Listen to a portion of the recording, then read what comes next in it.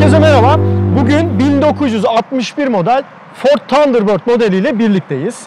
Gördüğümüz bu harika rengiyle müthiş tasarıma sahip araç 1961 ve 64 yılları arasında üretiliyor ve Ford'un o dönem ürettiği lüks araçlardan bir tanesi. Birinci jenerasyonu gerçekten efsanevi araçtır Thunderbird'lerin. İkinci jenerasyonda kendi şahsi fikrime göre biraz bozuyorlar. Üçüncü jenerasyonda bu muhteşem tasarımı ortaya çıkartıyorlar. Dördüncü jenerasyonda bu tasarıma benziyor. Ama daha sonradan farklı şekillerde tasarımda değişiklik olmaya başlıyor. Ve gerçekten de bu muhteşem tasarım, bu göz alıcı tasarım yavaş yavaş bozulmaya başlıyor. Daha sonraki dönemlerde ise gayet standart tasarımlar ortaya çıkıyor. Ve en son olarak da 2000'li yıllarda birinci jenerasyona benzeyen böyle modern, retro modern bir tasarımla karşımıza çıkıyor. Ama kendi şahsi fikrim, Thunderbird jenerasyonları içerisinde en alımlı böyle güzel gösterişli tasarıma sahip olan araç işte bu üçüncü jenerasyon araç. Gerçekten de şöyle bakıldığı zaman tasarım detayları inanılmaz güzel ve de zaten uçaklardan esinlenilmiş. Ayrıca da özel bir ismi var. Bullet Bird olarak geçiyor.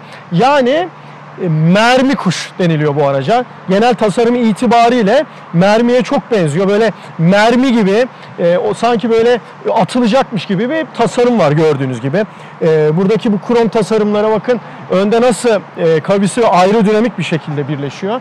Aynı şekilde bu tasarım aracın tamamen yanında da devam ediyor ve arkada da müthiş bir şekilde sanki jet uçaklarının bu egzoz mekanizmasına benzer bir şekle bürünüyor. Bu açıdan gerçekten de harikulade bir araç. Yani şimdi günümüz tasarımlarına baktığınız zaman böyle tasarımlar artık çıkmıyor. Adamlar zamanında bunun için uğraşmışlar. Bahsettiğimiz 50-60 yıl öncesi ve bu tasarımı da ortaya çıkarmışlar. Yani her detayında ayrı bir hikaye var gibi görünüyor. Döneminde oldukça ünlü kişiler tarafından da kullanılmış. Mesela Elvis Presley tarafından kullanılmış. Ayrıca Amerikan başkanlarından, ünlü başkanlarından Kennedy'nin ilk yemin töreninde, seremonisinde de bu aracın kabrio versiyonu kullanılmış. Oldukça önemli de bir geçmişe sahip ünlü bir otomobil. Hala da oldukça fazla hayranı olan bir otomobil olduğunu söyleyebiliriz. Şöyle yan tasarımından bir bahsetmek istiyorum isterseniz. Geçelim ona şöyle bir detaylı bir şekilde bakalım. Önden birleşimi, arkaya uzanışı mermiyi gerçekten hatırlatıyor. Zaten jet uçaklarını da hatırlatıyor.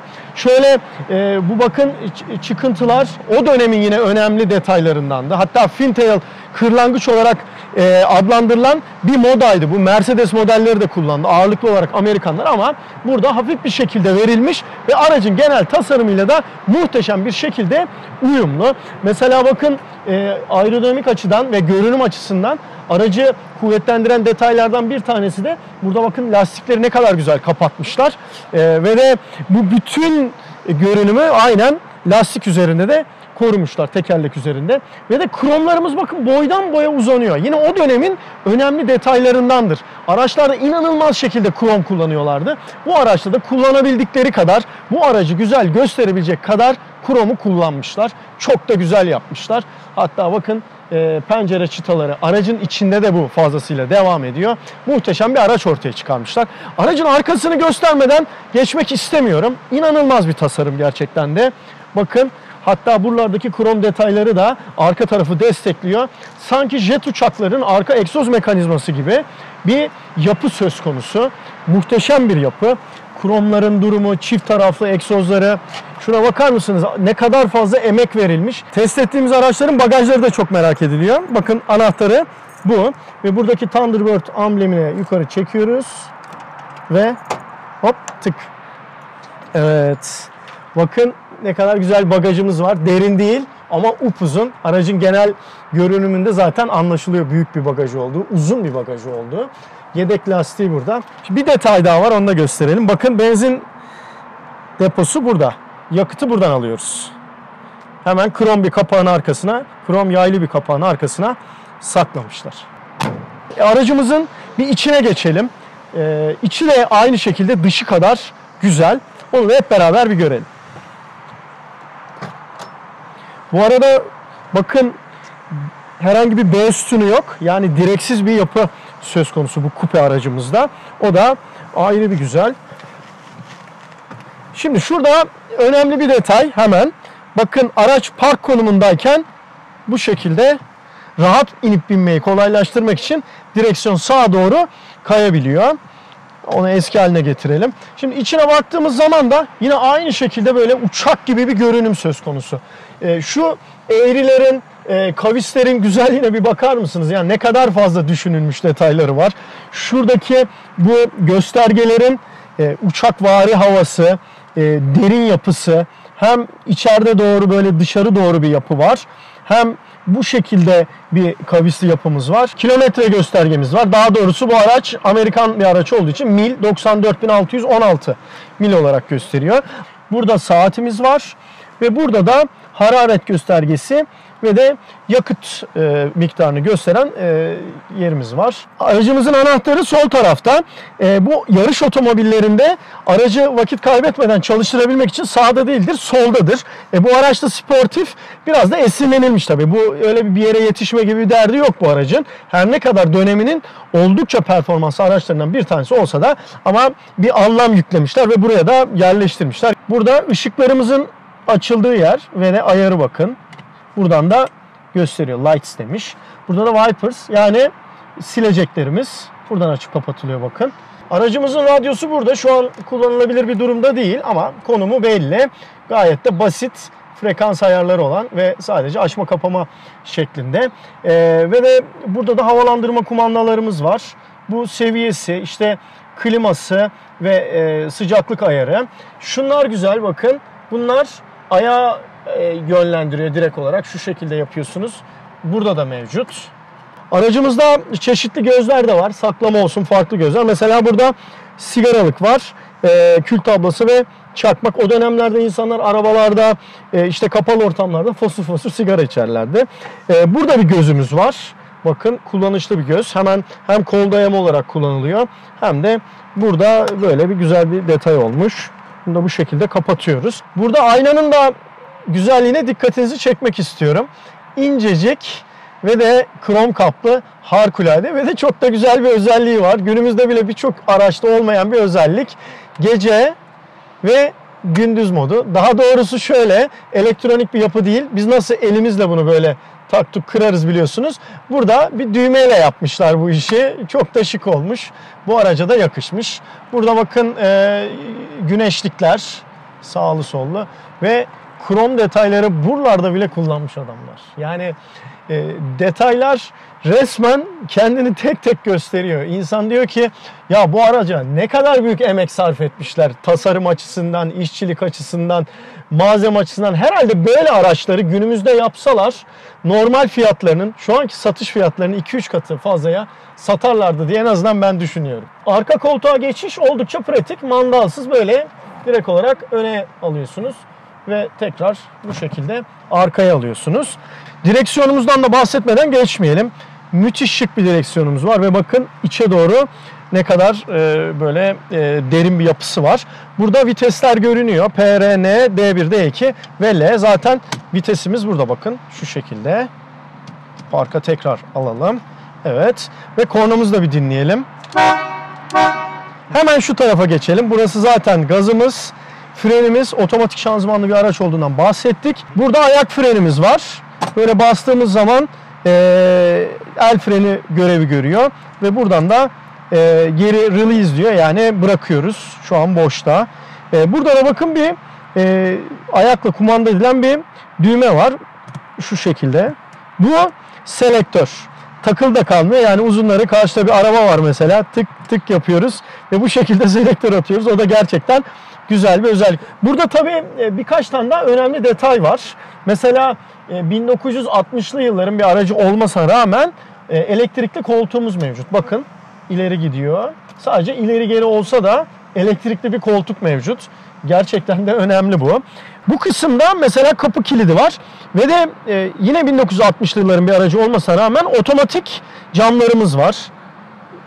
Buradan İşte ön arka her türlü ayarı yapabiliyoruz. Ve de küçük kelebek camlar bile elektrikli olarak açılıp kapatılabiliyor. Aracımız 2 kişilik bir araç değil, 4 kişilik bir araç. Arkada da bakın yer var ama mesela şöyle yapıyorum. Öne alacağım. Kendi boyuma göre aşağı yukarı. Evet. Bakın bu şekilde oturuyorum ve diz mesafesi çok az ama öyle veya böyle 4 kişiyi bu araçta bir şekilde seyahat ettirebiliyor. Bu da güzel bir şey. Hem sportif bir araç hem de 4 kişiye uygun bir araç. Şimdi beklenen an geldi. Bu muhteşem aracımızın motoruna bir göz atacağız. Bakın motor kaputu buradan açılıyor. Bir kez çekiyoruz. Biraz sert. Bir daha çekiyoruz rahat açılması için. Bize böyle gösterildi. Evet. Şimdi açalım.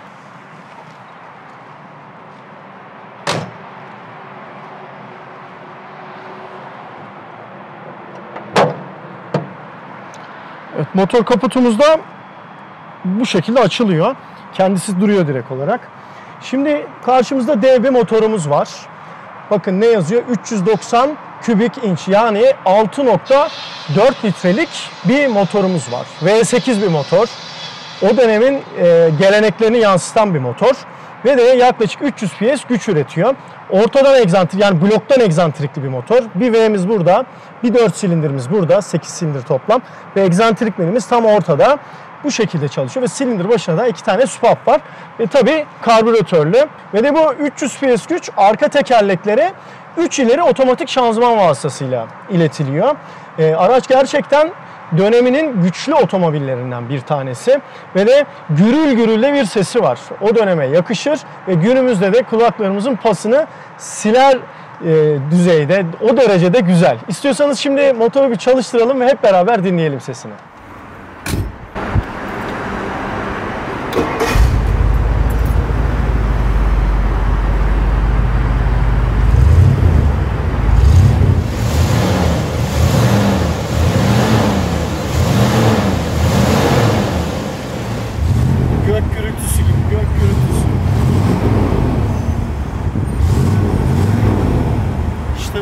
Ses bu arkadaşlar. Yani günümüz araçlarında ne yaparsanız yapın şu muhteşem ses maalesef yok.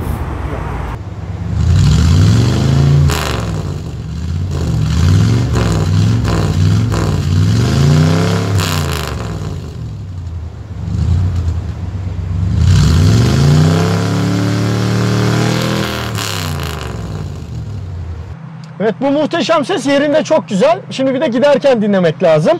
O yüzden isterseniz artık merak edilen gibi sürüşümüze bir başlayalım. Hep beraber görelim. Konforu nasıl, gidişi nasıl, sesi nasıl hep birlikte tecrübe edelim.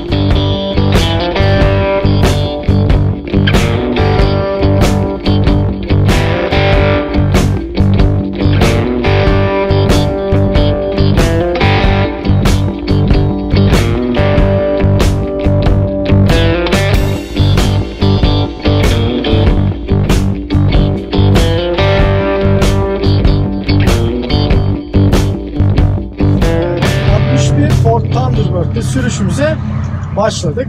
Şu anda gürül gürül gidiyoruz. 6.4 litre V8 motorumuz gerçekten de çok güzel bir sese sahip ve içeride çok tatlı bir şekilde kadife gibi geliyor bize.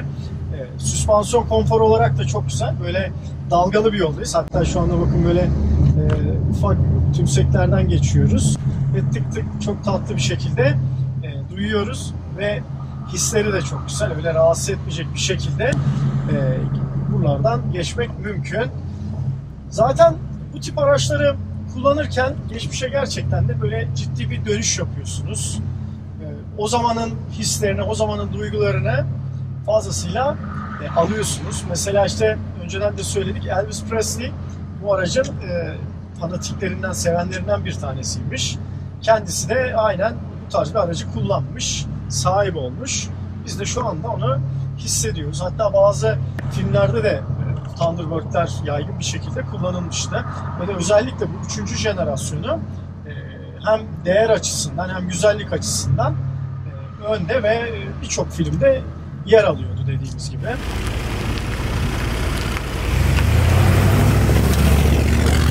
Bu arada direksiyonumuz da inanılmaz yumuşak. Bakın şöyle bir göstereyim. adeta tüy gibi.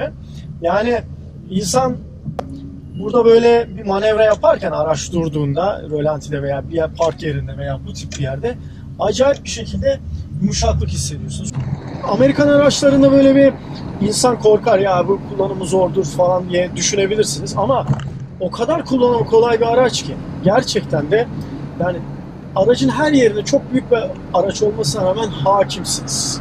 Böyle size büyüklüğünü, ne bileyim eski bir araç olduğunu, ta o zamanların teknolojisine ait olan bir araç olduğunu gerçekten de hissettirmiyor. Duygular olarak hissettiriyor ama kullanım açısından bu araç öyle bir şey size hissettirmiyor. Birçok Amerikan aracında sıkıntı çekebilirsiniz ama görüş olarak işte minicik aynası olmasına rağmen sol tarafta var ama sağ tarafta yok. O zamanlar öyleydi. Hatta emniyet kemeri de yok bu araçta. Onu da belirtelim. O yüzden emniyet kemerimizi takmadık.